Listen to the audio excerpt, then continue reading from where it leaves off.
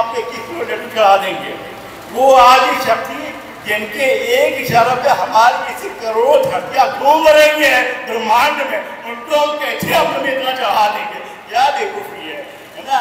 तो ये कि आज का धैर्य कभी भगवान राम को याद, कितने बेनम्रता है भगवान राम ने, कितना मतलब कि हमें तो जरा सा पद मिल जाए अहंकार, मैं अपने कुछ मतलब अपने लोगों में भी देखता हूँ, थोड़ा सा पद मिल गया तो अहंकार आ जाता है। अगर कोई टीआई बन जाए तो टीआई के बच्चों से जरा बात कर लो, वो कितने अहंकार में रहते हैं। भगवान राम देखो, अगर आपको बिना कर्म के कुछ मिल रहा होता तो भगवान राम नारायण थे, अगर वो चाहते तो रावण को वहीं बुला लेते जहाँ वो बैठे थे। जितनी 14 साल अपनी तो उन्होंने पूरी बानर भालू सबको लेके इतनी ऐसी तैसी हुई है, वो इसीलिए हुई है कि युगो युगो तक पढ़ो और समझो कि हर कर्म का दंड भोगना पड़ता है। दुनिया की कोई ताकत उसको रोक नहीं सकती है। आप प्रसन्न रहिए, विनम्र रहिए, तप करते रहिए, अपने काम को पढ़ते रहिए, आगे बढ़ते रहिए, फल की चिंता मत कीजिए। ये भगवान राम ने संदेश दिया। कभी भी धैर्य छूटे उनका चेहरा याद कर लेना। और माता सीता की एक लीला है, जब वो भगवान राम के पास थी तब सोने का हिरण चाहिए था, वो भी एक लीला है। जब वो सोने की लंका में बैठी थी तब भगवान राम चाहिए थे। मैं आपको से कहना चाहता हूँ, आज आपके पास समय है तो हो सकता है इनके लिए आपके पास समय ना हो। जब आपका मन आ जाए तब आपके पास समय ना बचे। इसलिए समय का सही सदुपयोग और पूरा उपयोग करना बहुत जरूरी है। जब आपको बहुत ज़्यादा अपने जीवन में आपको घमंड आ जाए, अहंकार आ जाए, अरे मैं तो ये हूँ, तो हनुमान जी को याद रखिए, जो स्वयं भगवान शिव के दत्तक पुत्र हैं। इंद्र ने उनको आशीर्वाद दिया, वायु ने उनको आशीर्वाद दिया, अग्नि ने उनको आशीर्वाद दिया, जो आज भी जीवित हैं। उनसे परिचय पूछा जाता है, आपका परिचय क्या है? वो कहते हैं मैं राम के चरणों का दास हूँ, मैं माफ जाने की। मतलब उन्होंने अपना परिचय, अभी आप किसी से लड़के से पूछ लो परिचय, well I have done MBA from Symbiosis and my father is TI इन फला पुलिस स्टेशन एंड मतलब कि अजीब है अजीब दुनिया में 3 मिनट न 13 मिनट किसी को अपने जीवन का पता नहीं होता। लेकिन अहंकार में कभी भी आपको अहंकार आ जाए तो आप जो है तुरंत हनुमान जी को याद करो, आपका अहंकार उसी से नष्ट हो जाएगा। हनुमान से सीखिए। और भगवान कृष्ण को सिखाया है जीवन मरण है ना, हर कर्म का दंड भोगना पड़ता है। दुनिया की कोई ताकत उसको रोक नहीं सकती है।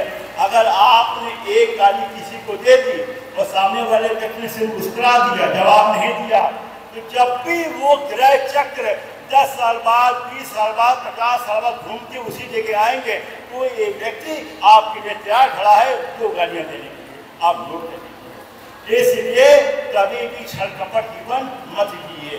कभी भी गुरु से, मंदिर से, लोग मैं कहता हूँ मंदिर में जाते चप्पल चोरी कर लेते हैं, पैसे चुरा लेते हैं, कभी मत करिए।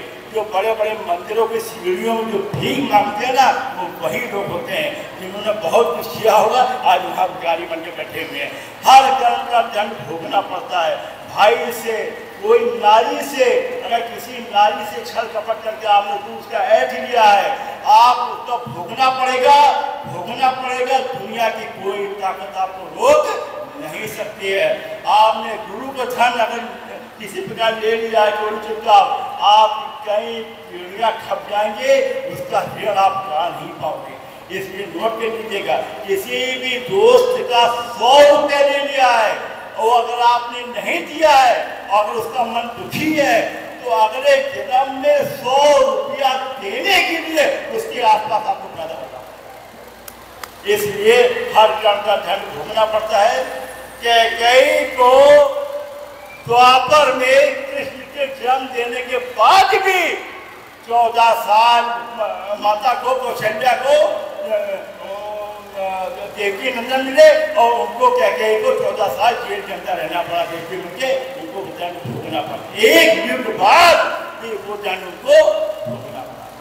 भगवान कृष्ण ने कहा है, क्योंकि अगर गंधारी ने श्राप दिया तो पहले के बाण से भगवान की मृत्यु नहीं छोड़ते हैं, लेकिन क्योंकि जीवन कर्म दंडों के अधीन है, उस लीला को उत्थान करने के लिए भगवान ये पहले के बाण से भगवान कृष्ण को अपने प्राण छोड़ने पड़े। हर मनुष्य को अपना कर्म भोगना पड़ता है। आप लोग आज से ही सजग हो जाएंगे। सजगता आपसे एक गलती ना हो पाए, क्योंकि वो गलती होती जाएगी, आपके संसार में जो चली जाएगी उसका दंड भोगना पड़ेगा, भोगना पड़ेगा, भोगना पड़ेगा।